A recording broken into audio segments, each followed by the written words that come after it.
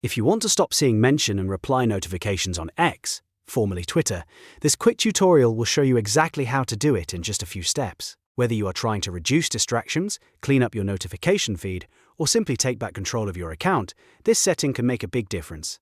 If this video helps, don't forget to hit the like button and subscribe for more simple social media tutorials. Alright, let's jump right in.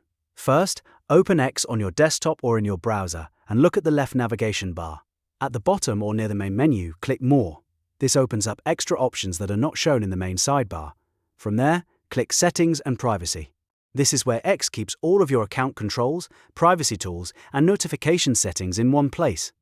Once the Settings menu opens, click Notifications. This section controls what types of alerts you receive on X.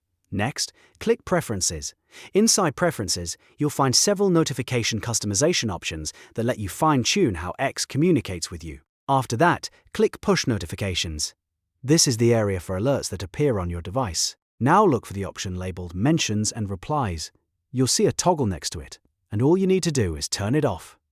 Once that switch is off, you should stop receiving push notifications for mentions and replies. That means fewer interruptions and a much cleaner notification experience while you use X. And that's it.